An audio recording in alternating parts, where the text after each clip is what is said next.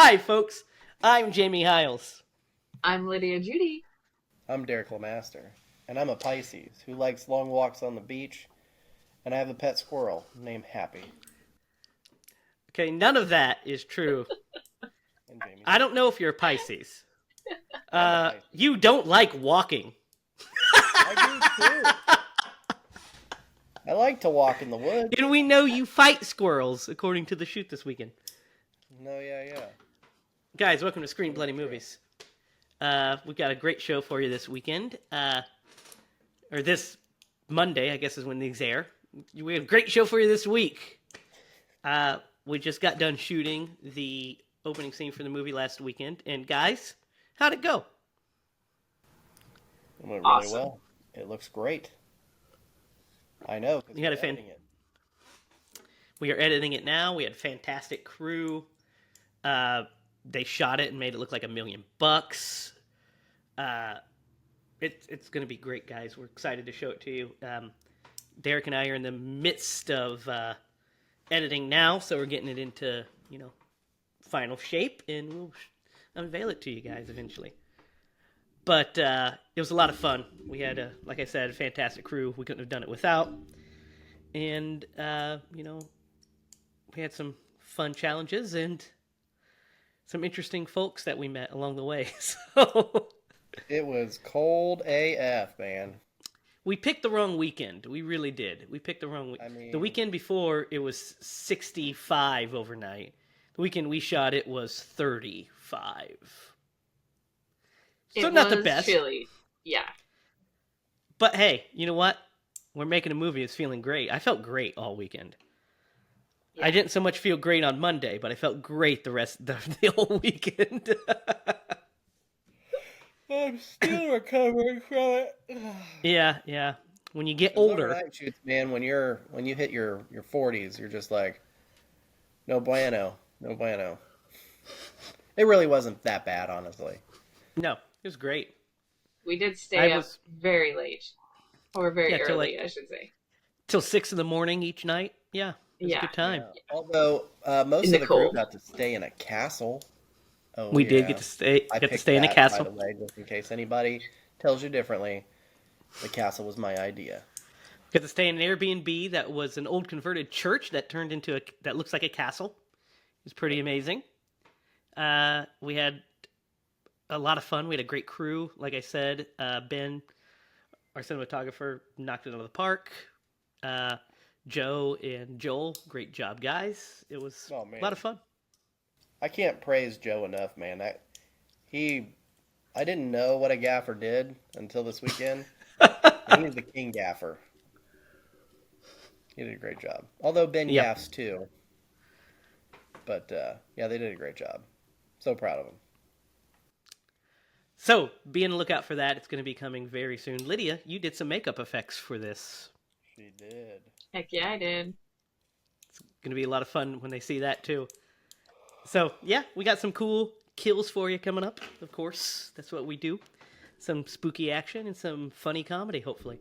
So, stay tuned. Guys, tonight, we're not doing how do I put it? Spooky is not the word I'd use to describe tonight's movie. But we will be talking about it because we'll be deep into the 2000s when we get into it. But before that, I want to hop around to the horror news because we got a little bit.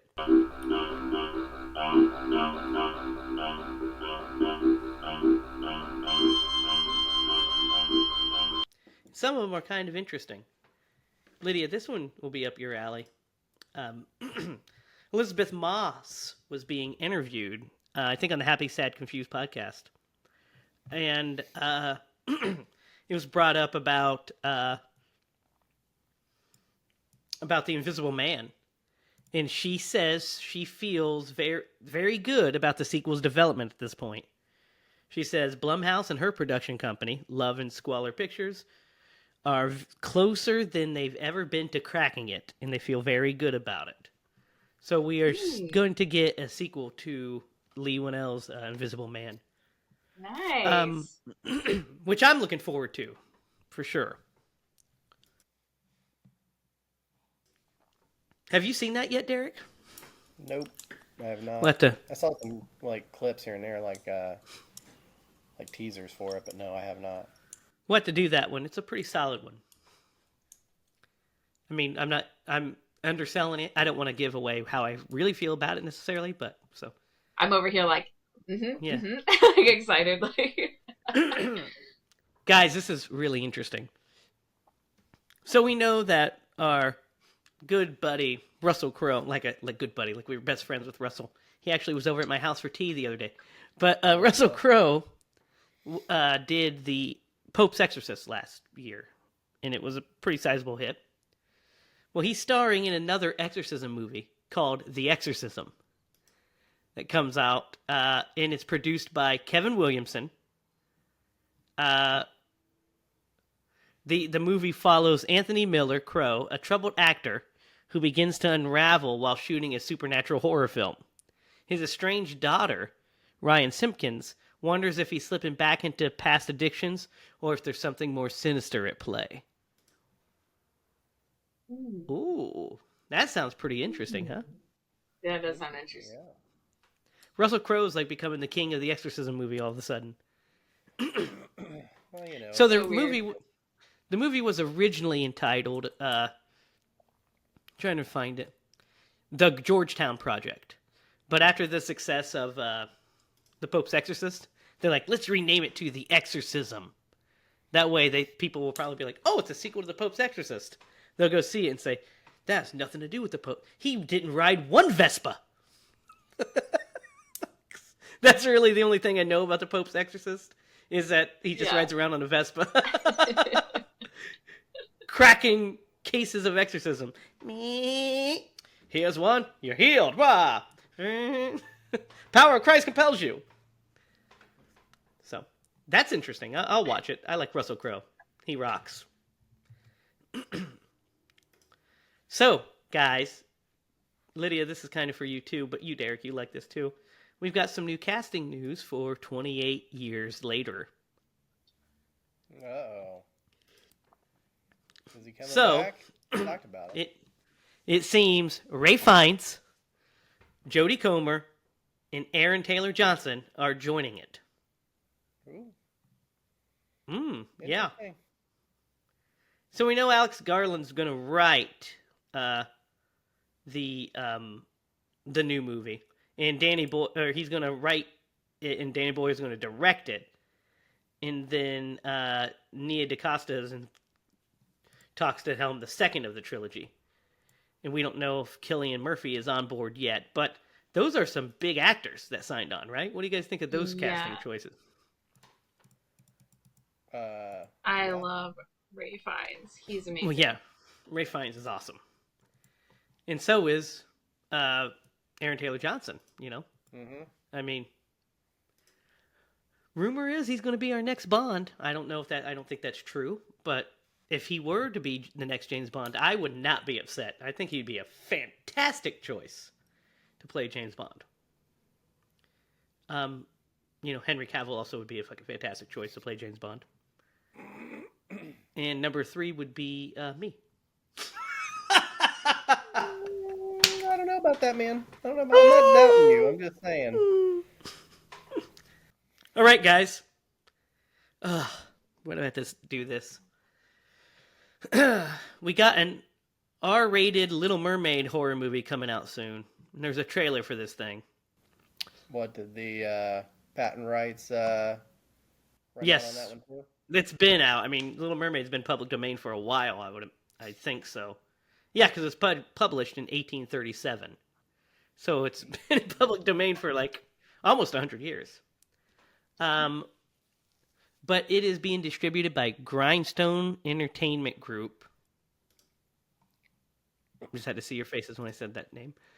And has been rated R for language, some violence, and brief nudity.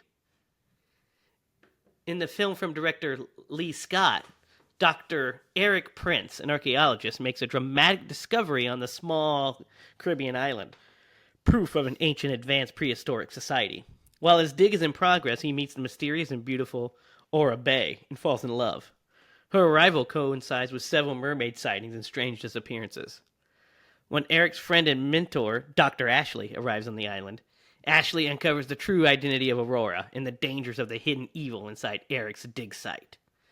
Will Eric heed his friend's advice, or will he be blinded by love and the power of the siren, allowing the world to fall to the forces of evil? Sounds so Dang, that sounds dramatic. good.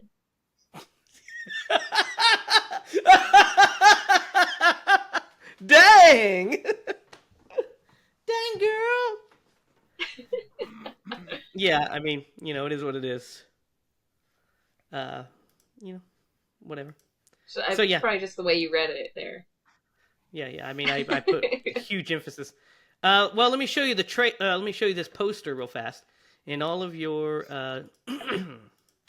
all of your hopes will be dashed. Okay, good. So, you see this so far? Hey, that looks cool. Look at this poster. Okay, let me see the poster. Okay, not as cool. Not as cool. That's some bad postering right Yeah, there. that is kind of a bad poster. That's a horrible poster. That's a bad. Like, Ugh. I'm trying to think of what that reminds me of. 'Cause it reminds me of something. The teeth. You know what it reminds me of? A little bit of Fright Night Teeth, right? A little, maybe. A little bit of Salem's Lot. With the eyes. Mm-hmm. The eyes, I see that. Yeah.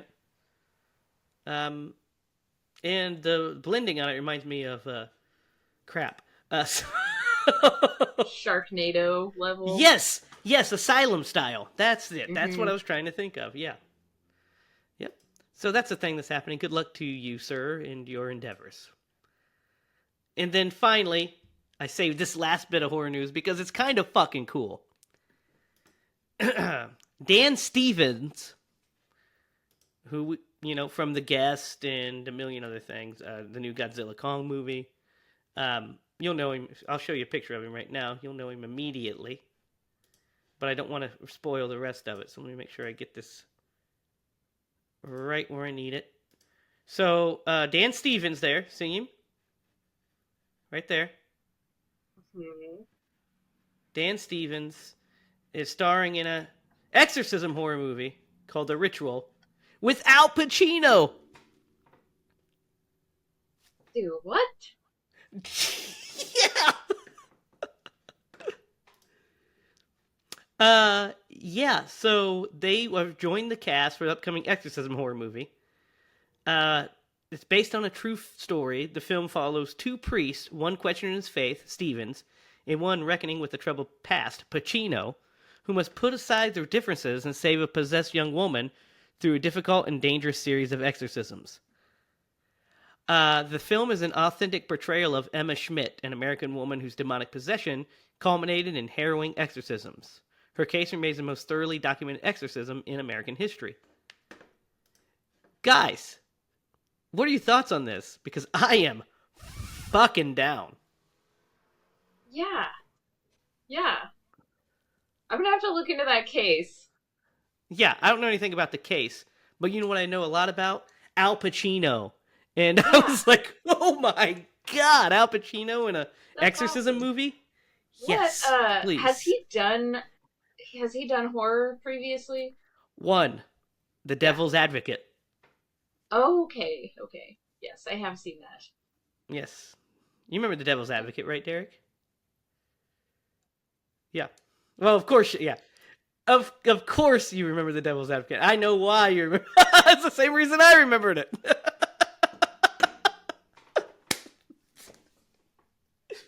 We're going to put our cards on the table. And that wraps up the horror news, as it were. I like him. Yeah. Like they're cool. Like the family, or just all of Just them in general. everybody. I like I mean, Matthew Lillard. Yeah, definitely like Matthew Lillard. And I like Tony Shalhoub. I Yes. love Tony, man. Anything Yeah, he's great. Yeah, Tony He Shalhoub's is always pretty great. awesome. He's Yeah. great in this. Shannon Elizabeth is just kind of there. She's the eye candy. The daughter. Let's be honest. 100%. Yes. the eye The daughter.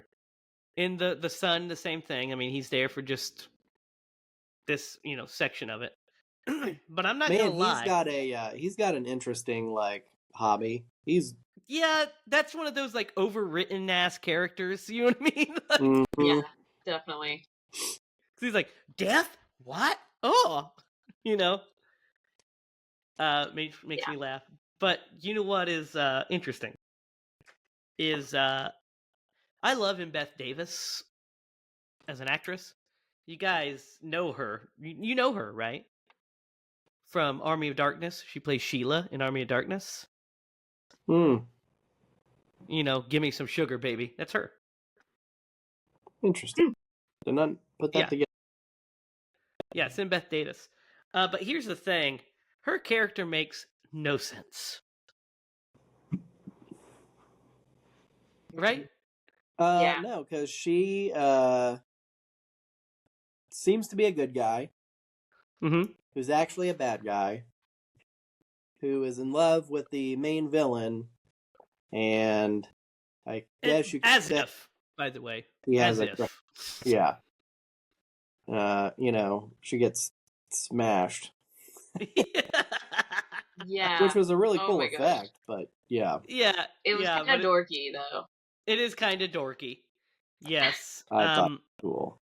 But what's funny about it's cool in an early 2000s way, but it's dorky in a this movie is fucking dorky way. Yeah, right? Like, it's not practical.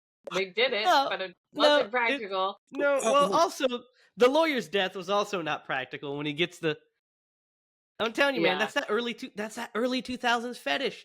Like they're all about cutting people in half and with like CGI because they figured out they could do it. So I mean, think about Resident Evil. They chop up old boy. Think about Ghost Ship. They like chop a bunch of people in Cell. half. Cell, yes. And then so this one, the lawyer's death, is actually kind of fun, but also, like you said, Lydia, it's also kind of dorky. Which That is was the my best first description. reaction. It's the best. That's just the best description. It's like, it's kind of dorky.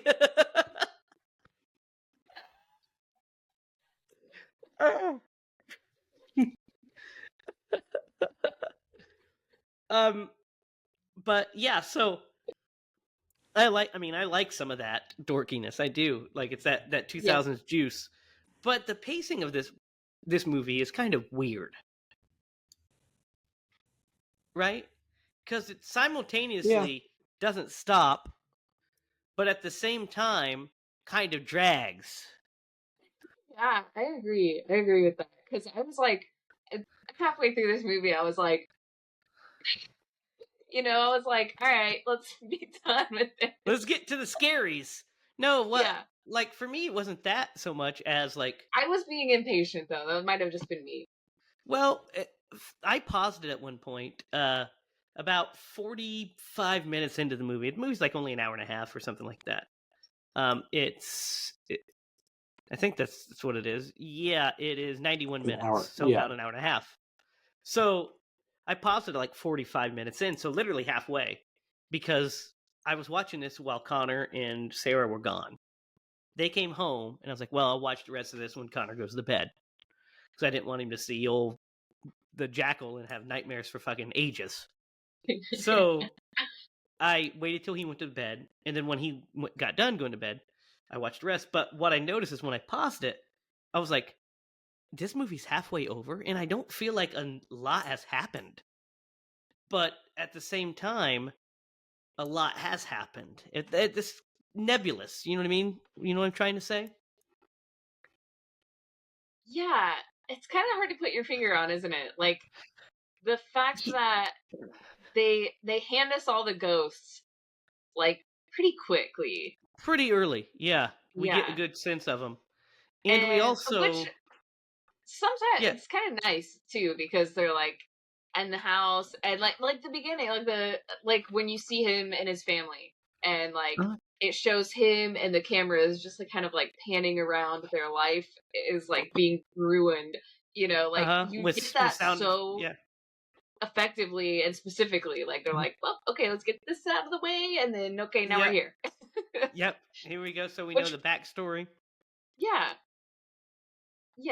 I liked that. I liked that quickness and like here's the story. But I guess I wanted the ghosts to be a little bit more like suspenseful, which they just weren't very suspenseful at all. And I think I kind of figured it out, right? It's because they're all regulated to that like lower maze level that it kind of feels like you're in one of those haunted houses. Yeah. That you go and pay for. You know what I mean? Like indie scream park or some shit. This movie kind of plays like an indie scream park, I feel like. Because you're kind of going through mazes and then ghosts it's like are you're there. Watching someone go through a roller coaster and you're like, yep, that was thrilling. For them, and like they give you like a synopsis of the ghosts like 2 or 3 different times. Yeah. Through this movie, but they actually don't, other than the Juggernaut, they don't really give them a backstory or any type of like, this is where they came from or what have you. And so I think there's a lot of fat in this movie. Like it's an hour and 30 minutes, and they could have trimmed it down to an hour and 20 minutes, and I think made this movie feel a little bit quicker. Yeah. But maybe blinding me. Sorry. But also, Derek, at the same time, I feel like it moves too fast. You know what I mean? Yeah, that's because they dwell on the things that aren't important and then skip over all the stuff that is. Yeah, I agree with that. And like we already talked about the slow motion and all that, and all the stutter effects and all that. I do like the idea of Matthew Lillard's character being like this psychic that can sense ghosts, so he helps trap them for money, and then he like basically is having like a crisis of conscience. Yeah. So he goes there initially to get his money that he's owed, and then once he finds the ghost there, his goal is just to get the family the fuck out of there, because he knows what's down there. And of course, like anybody, like we would react if somebody said, "There's ghosts here," we'd be like, "Get the fuck out of here." Unless, I will say with the caveat, unless you inherit a fucking weird glass house. Unless you inherit a weird glass house that doesn't really have rooms, so to speak. It has writing all over the glass walls. I think I would have been like, the realtor would have, or the lawyer would have been like, "Here's the house." I'm like, cool. So we're definitely going to just sell this, see how much we can get out of it. Yeah, it doesn't look very comfortable, does it? No, what is this place? What did you say, Derek? Huh? What did you just say? I missed what you said. Spells. The writing and their the spells. Spells. They are, but to the the homeowner just moving in. Explained that. Yeah, because you have no idea. They have no idea. They're just like, if you just go, imagine you inherit this house and you go in and it's made of glass and there's just like fucking weird writing all over it. It just would just be like, nah, that's gonna be a no for me, dog.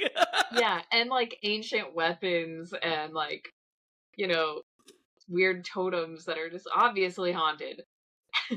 Like this movie would have been better as like a 3-part mini-series or something like that, where like the first episode was like a true backstory to the ghosts, like all of them. Also, some of these ghosts are just like okay, so Matthew Lillard and how he is tied to this family.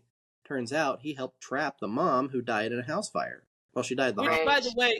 Which by the way, I hate. I mean, I know why it's there. It's there because it's so that Tony Shalhoub's character has a reason to, sacrifice himself and all this stuff.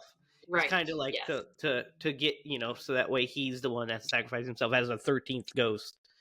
But I feel like the reveal that she's there almost feels like a hat on a hat. You know what I mean? Like it's like, well, and they could have done one twist too many.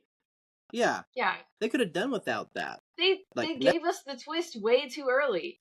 Yeah, we see her like when the kid's down in the basement. Yeah. Yeah, we hear her talking, and we're like, okay, that's obviously the mom. And then you And see then we her, see and you're her. just like, Yeah. why did they do that? Yeah, So because then they like try unnecessary. to play it like a big reveal when he's like, you know, you didn't tell him about the 6 ghosts or whatever, and she's like, what about the 6 ghosts? I didn't know she was your wife. I didn't know you yet. And you're just like, oh, well, we know. We already know this. You're just telling us information we already know. We're not learning this. Yeah. You know, what would have been more interesting, maybe what would have made it work, is if we didn't quite get the backstory to the family, but we get kind of drip fed it through the movie. So then when we're revealed, oh, that's, you know, when we see the woman with the burnt face, and then we find when they say, oh, my wife died here, and you're like, you can put it together, as opposed to at the very beginning we know that she's died in a horrible fire because we hear about it. Then then the kid blatantly just says, my mom was burnt to death in a fire. You're like, got it, kid. Yep.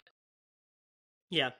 So this one, this is a conundrum. I'm not sure if it was meant to be this way or not.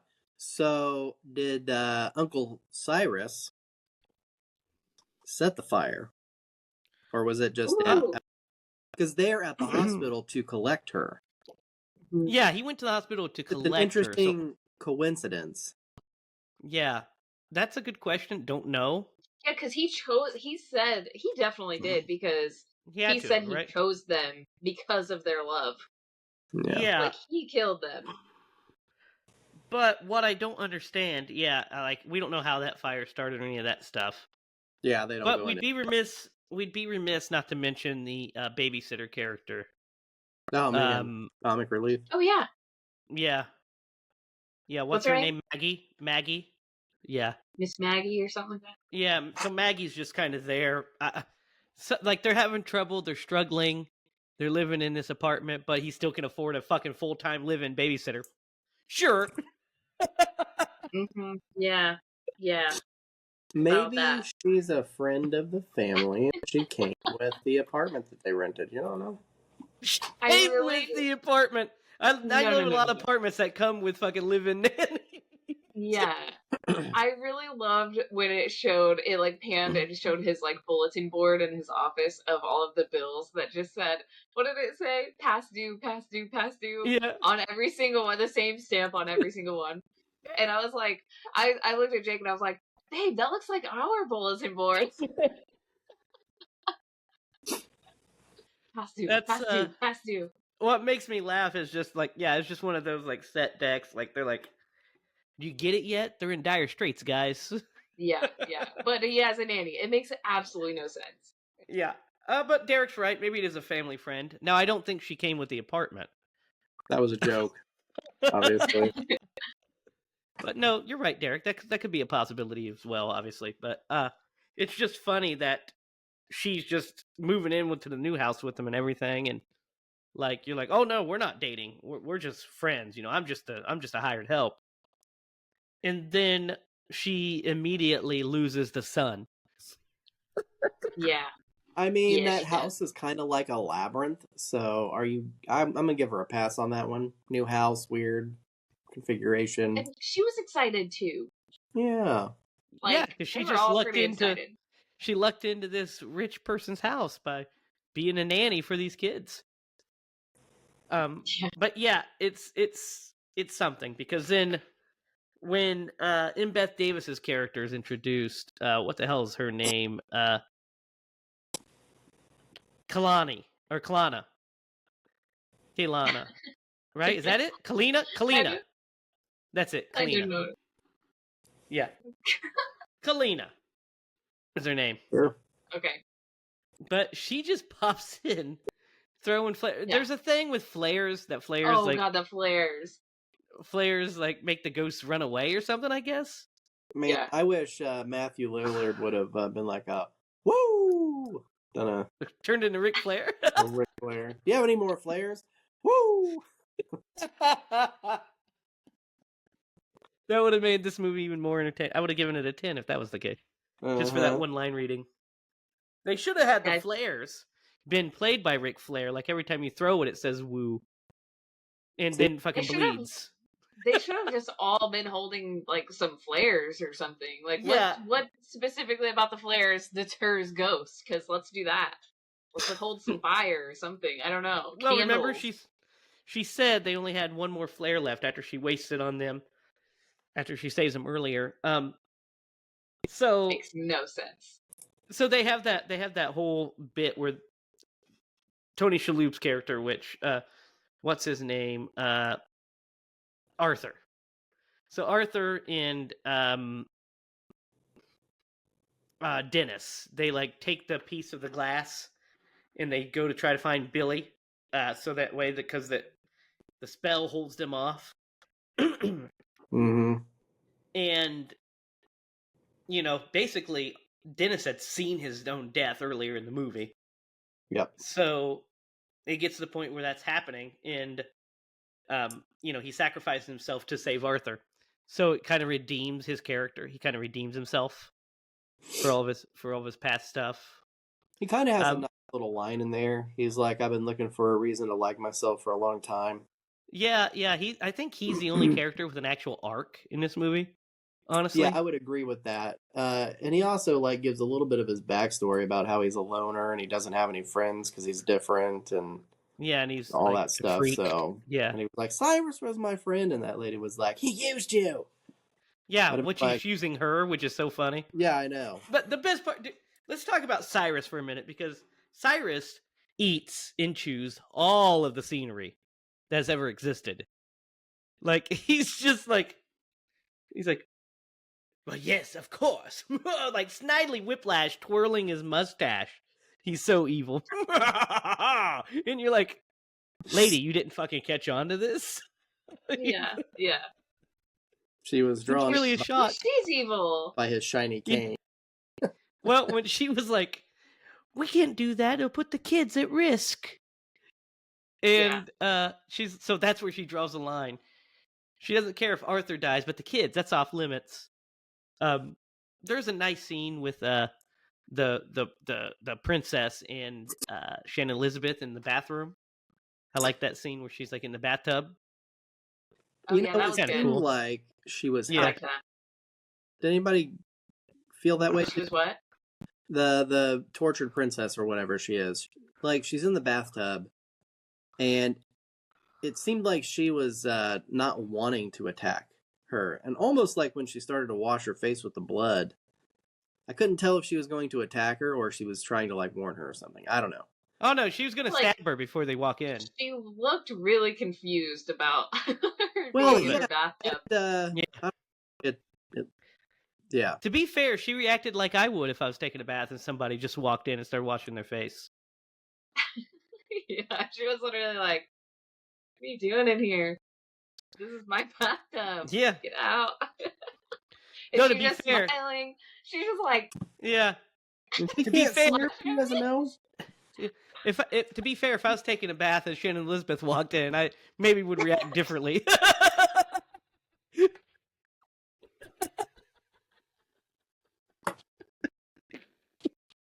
Yeah, you and me both, man. Just saying, guys. I'm just saying. I'd have been like, Jim.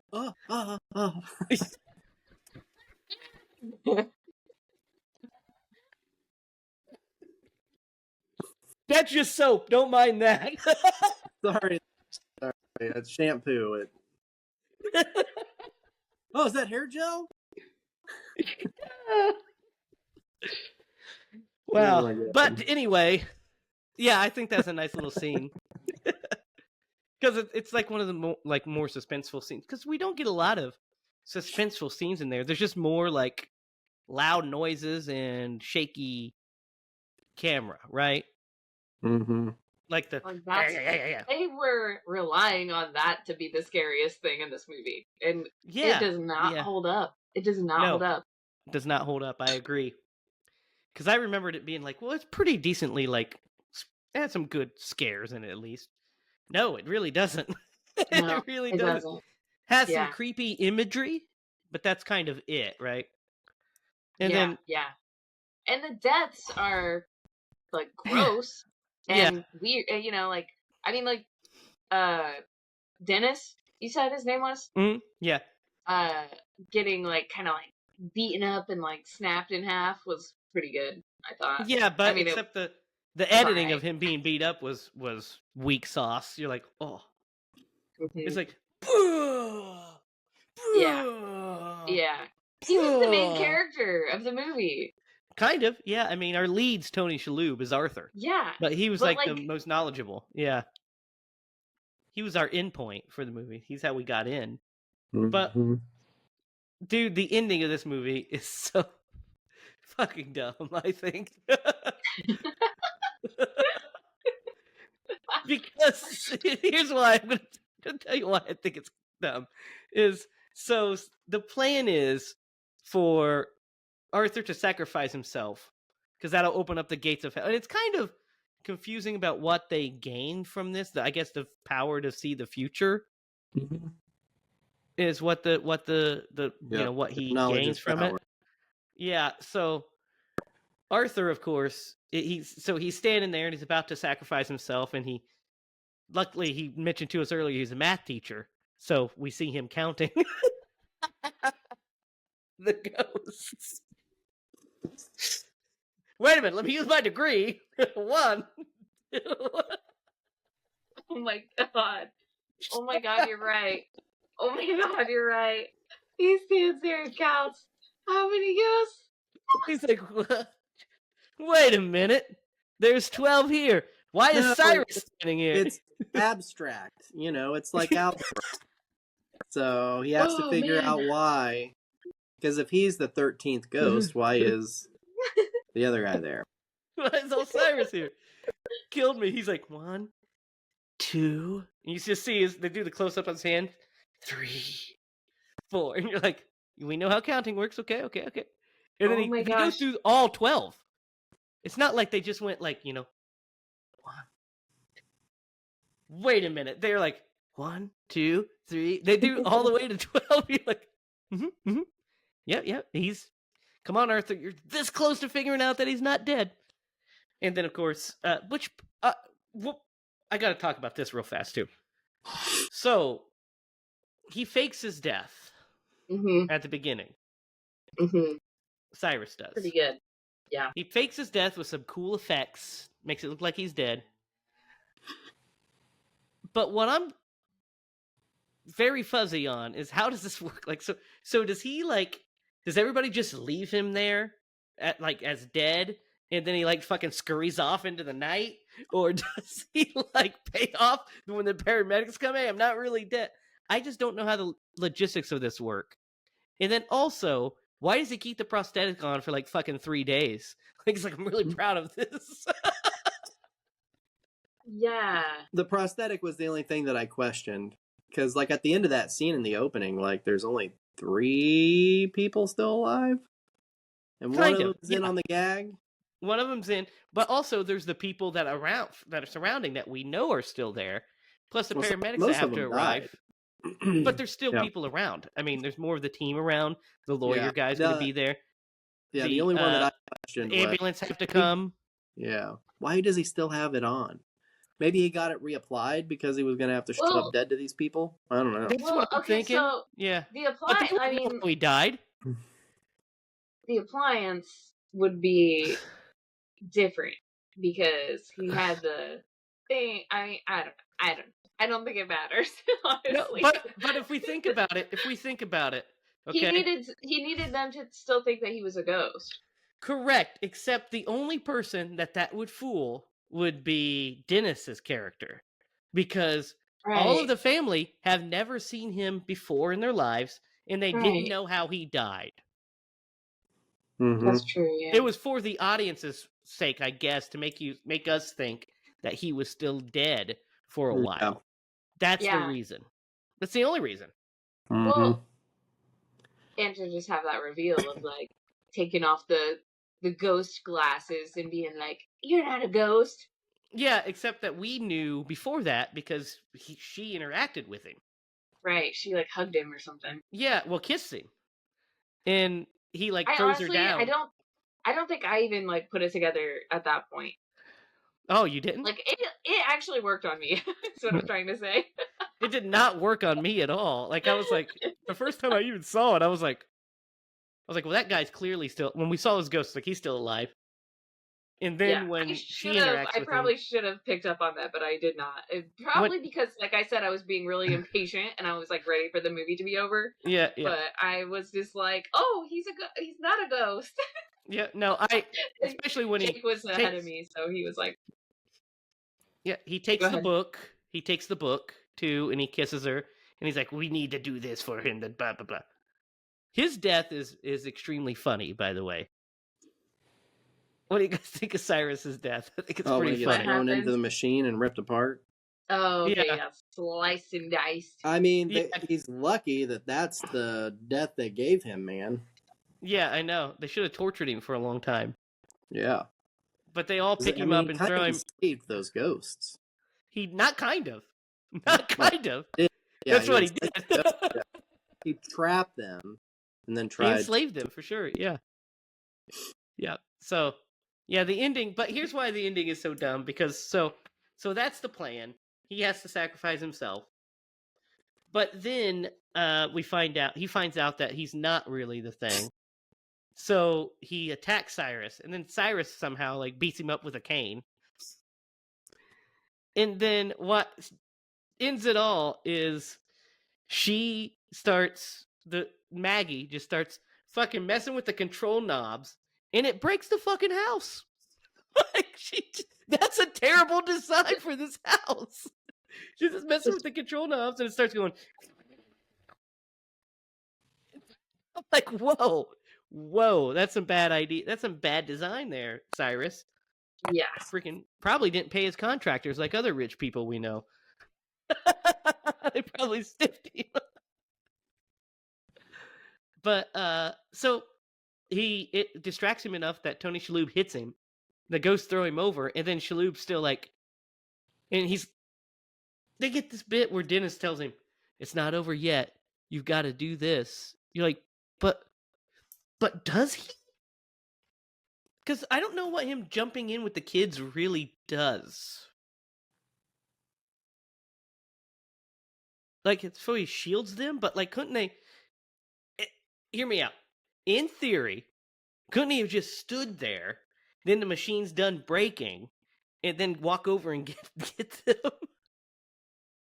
Yeah, I think so. Yeah. I mean, am I wrong on this, Derek?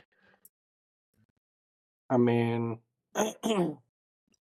So, did the house, like, fall apart or anything at the end? Dude, there's a shot of the house, like, kind of, like, on fire-ish. It is the most early CGI you'll ever see in your life kind of shot, where it's, like, in the foreground, and we see all of the ghosts leave, and they walk into, like, fade into nothing. So, they're, like, the ghosts are released. And they just kind of, disappear into ether. But there's, like, the shot of the house, and it's, like, smoking and shit. Yeah. No, but it doesn't fall apart, no.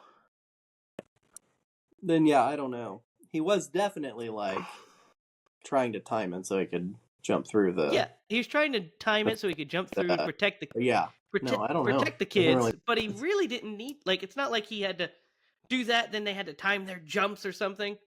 It just was, like, a scene that was there because, I guess. I don't know. And then, then the actual, ending is, he sees his wife who's no longer burnt faced, and she tells him she loves him, and then we cut to just Maggie, like, saying some early 2000s shit fucking one-liner. I quit! And then it ends, and you're like, okay. Yeah, right? Like, what? What kind of ending is that? We wanted to end it on a high, guys, with a joke. Yeah, and then the rap song kicks in. Yeah, it does. Oh, yeah, man, this rap. 2000s back to back. Yeah, it's 100% like an early 2000s, just like you're like... That was the weirdest rap song I think I've ever heard, though, honestly. Well, you never heard Get Ready for Freddy, then. That's where it's at. Yeah. Yep, by the Fat Boys. Is that who sings that, Derek? Something like that? I think so, yeah. Yeah, get ready for Freddy. Of course, the most kick-ass is gotta be Dawkins better. Dream Warriors. Yeah, I mean, it's good. Those are all better than this song was in relation to this movie. Like, I can't remember. I should have wrote it down, but the lyrics, I was reading them. I had the subtitles on this whole movie, so I was reading them, and I was like, oh, that's a rap song, all right. What was the thing? Movies used to end with rap songs about the movie. Like, I mean... This was not about the movie, though. Like, not at all. Ace Ventura ends with a rap song by Tone Loc and Ace Ventura talking about Ace is in the house. Ace is in the house! You're like, yeah. The Addams Family movie has it, too. The Turtles have Turtle power. Turtle power. Remember that one, Derek? Ninja Turtles, yep. Yeah. There was a half shell in the green. Dude, do you remember this is off subject, but since you brought it up, do you remember when they were like touring as a band? And they had it was called the Coming Out of Your Shell concert? Coming Out of Your Shell tour. Yeah, dude, of course I remember it. I had both the cassette tape and the VHS. Yeah, I begged my mom to rent that on pay-per-view. She did it. Yeah, but... we rented it on VHS when the VHS of it came out, and we recorded it. So I had a recording of it, and I had the actual album. Because I remember like just being like, "Yeah, the Turtles are so cool. Listen to their cool songs." And I remember my dad just being like, "Dude, my dad hated musicals. Anything with music was like no go." But Lydia, this was different. This was like an actual concert.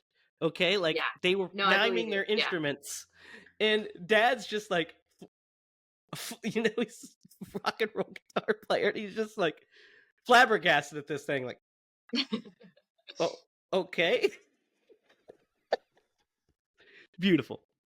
So guys, what do we think of 13 Ghosts? Any other things we missed that we want to talk about, Derek? Lydia? Nope. Okay. That about says it. Yeah. What are we thinking about this movie, guys? I'll go first. Okay. So I liked a lot of the characters. I liked a lot of the actors. The characters that they played were so. Like, I liked Tony Shalhoub. I actually thought Matthew Lillard did a really good job. And yeah, I agree. He's a quirky kind of guy. And I think that really played well with the character he was trying to portray. So that really worked for him. I think that was really good casting there. Man, the story has so much more that they could have done with it had they been in a different media, I think. Like, not a featured film. I think even as a feature, if you structure it differently, it could still work. Perhaps, I want to know more. Like, the ghosts, most of them were kind of interesting. I want to know more about them. You do in the special features. You get all the backstory to all the ghosts. See, and that probably would enhance the experience. So I'm going to give this movie... I'm going to give this movie a 6. Okay. What do you think, Lydia? Yeah, I think I'm around a 6 as well, just because I do look at this movie fondly. But yeah, watching it, the nostalgia. Well, and it's kind of like, it's interesting. I would like to see this movie, like, if I could mix and match directors and actors and, like, just change a few things here, tweak a few things. Because honestly, I feel like the actors were maybe too good for this movie. Like, maybe someone... I don't know. Because I want to say the actors made this movie, like, memorable. And they did. But also, I don't know, they were they shined a little bit brighter than the plot. To me, personally. I don't know. Yeah, I don't think it's a bad movie. don't think it's very scary now. Yeah, I don't think it's a bad movie either. I just don't think it's particularly good either. Yeah, you know? and like you said, the ending is not good. Yeah, I don't love the ending of this at all. I think the ending is bad, especially like the CGI machine and yeah, all of that but stuff. we I have could seen worse. What was your rating? Well, yeah. Your one? Lydia rated it. I gotta give it a 6. Yeah, A 6. Yeah. Good. I'm I can't give it a 7. I don't think. No, definitely. This is not gonna. This 7's not gonna touch this movie in my rating system. Yeah. I mean, I think I'll give it a 6 too, so we get a clean sweep evil rating. But I mean, I almost want to give it a 5.5. Yeah, I can see that too. Because it's not, like I said, it's not terrible by any means. It's just, it's super. So there's a difference between a movie being old and a movie being dated, right? Right.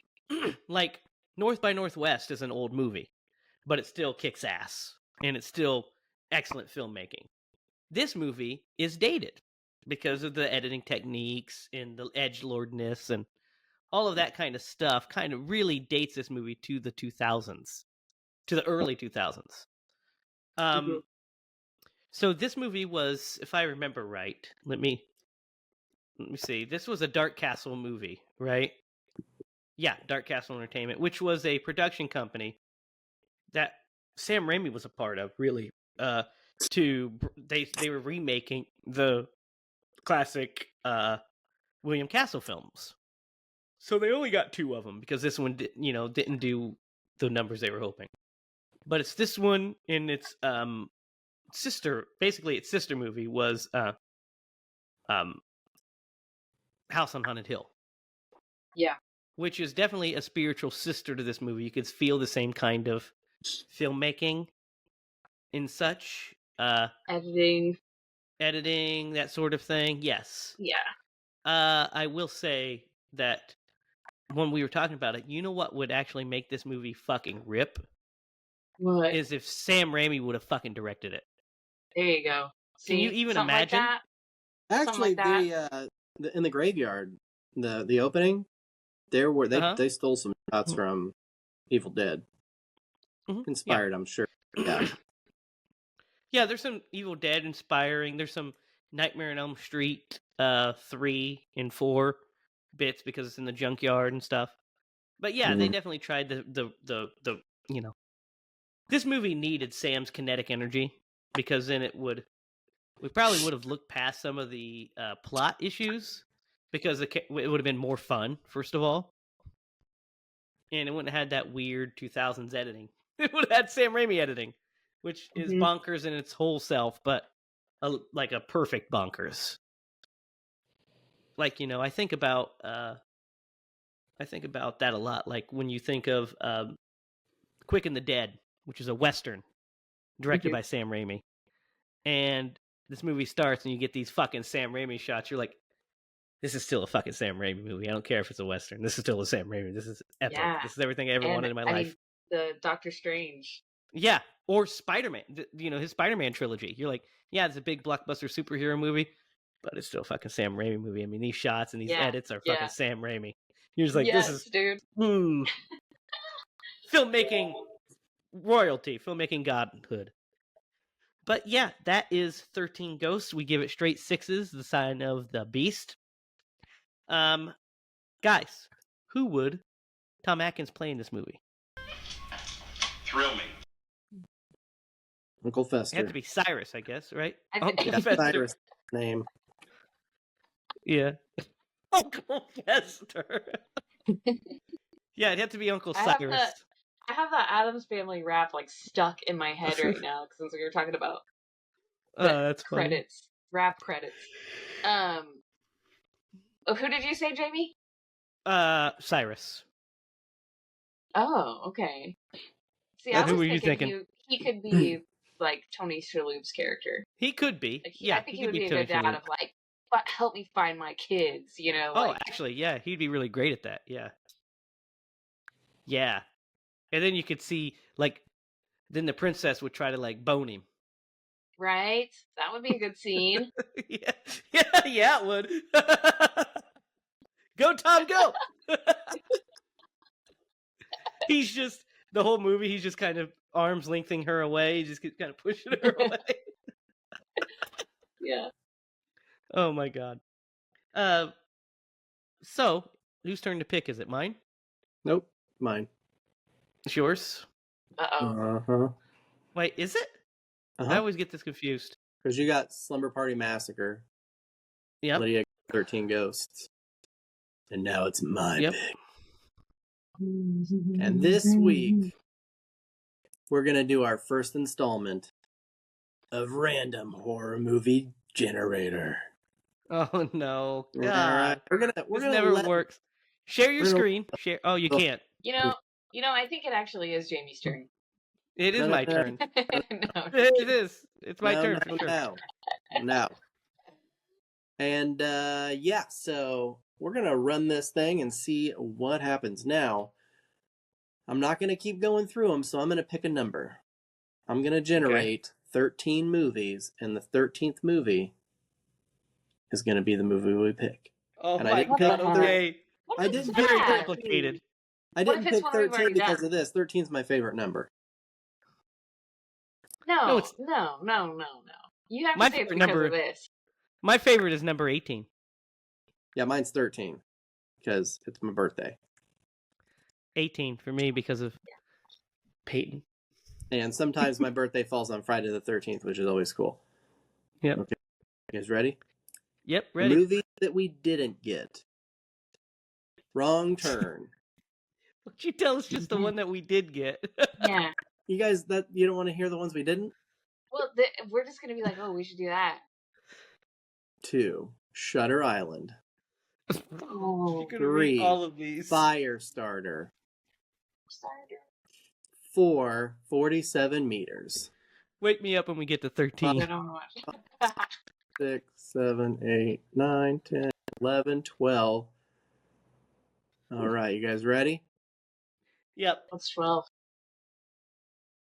Oh, this is interesting. Okay. So we're going to stay in the early 2000s. Oh, no. And we're going to do a vampire movie set in Alaska. Oh! 30 Days of Night. No, 30 Days of Night. Yeah, that's a good one. Okay. All right. I've seen that in a while. All right. And it looks like it's free on Vudu. Cool. No, cool. I don't because think it also Vudu tells is you the free streaming options and if it's paid or not. Which is kind of I think you have to own Vudu, don't you? I don't know. I practice Vudu, so maybe it'll work. You do not practice Vudu. It's available on Tubi, Pluto TV, for free, and it's also on. I think it's also on Netflix actually. So those are the three places. This is one of those I feel like I've seen everywhere. Yeah, it's available in a lot of places. So those are the places for that. Derek, do you have a story for us tonight? No. I'm so tired. I haven't thought of one. I once... Jamie? How's that any different than when you're not tired? Jamie, no one asked you. All right. I got a story, and it's not anything crazy, but there's the first thing that popped into my head. Are you guys ready? Yep. So one time I was a kid, and it was breakfast, and breakfast. We were out of milk. And I'm like, man, I really wanted a bowl of cereal. I'm like, I mean, milk milk goes with cereal. I was like, orange juice is a breakfast drink. It'll probably go good with cereal too. So I made a bowl of cereal with some orange juice. And it was not good. The end. Don't do it. The end. That's a great story, Derek. Our listeners are going to be thrilled with that one. Orange juice. You know what is funny? I went, speaking of cereal, last night I went to grab a oatmeal cream pie for like you a and snack. Your oatmeal cream pies. I was gonna eat one before bed. I was like, yeah, that's what I want. It's oatmeal cream pie. So I went to pour myself a glass of milk, and I looked at the milk container, and it didn't expire till like the 29th. And I'm like, okay, pour it in, and I take a drink of the milk. It already turned. Like, I took a drink, it was just the most sour. I was like, I rinse it out and rinse my cup out and everything. And I look at the thing and it says the 29th. I was like, you bastard, you lied to me. You let me down. But it was, I threw it away like immediately. It was awful. Like, it wasn't Life with Mikey where there's like fucking chunks in it. But it was definitely, the ground is sour. So I was saying the milk is sour. Dude, one time I took a drink of like apple juice that was like old. And it was like gelatin. Oh my god, it was rotten. It was the nastiest effing thing I've ever had in my life. I would rather take a drink of sour milk than have that rotten orange juice gel in my mouth. That's nasty. Yeah, that's nasty. I was devastated. I'm still devastated about it. Yeah, that's a bad one. Never again. Gross. And that wraps up this week's edition of Screenplay Movies. Be sure to tell us your thoughts on 13 Ghosts. Does it hold up for you? Do you think it's a relic of the early 2000s? Let us know. And have you ever eaten rotten food? Because apparently we do. So be sure to comment down below. Don't forget to visit us on at HiLaProductions.com. You can also find updates on Facebook at HiLa Productions. Follow us each on Twitter. You follow Derek at DDogleyMaster. Lydia at Lydia Spooky, and me at Racket. We'll have an update. We'll have some pictures and stuff for the movie coming up, so that'll be exciting. And then once it's time to air it and start raising money, you guys will, of course, be the first to know for that as well. So we're hard at work in editing that, so that's super exciting stuff. So next week, 30 Days of Night. You can find it on Tubi and Pluto TV. At least it's not on, what was that one, guys? Fubu? Was it Fobu? Fubo? Fubo. It's not on Fubo. So, for Derek Lemaster and Lydia Judy, I'm Jamie Hiles. Remember, if you're going to scream bloody movies. And you can cut it out.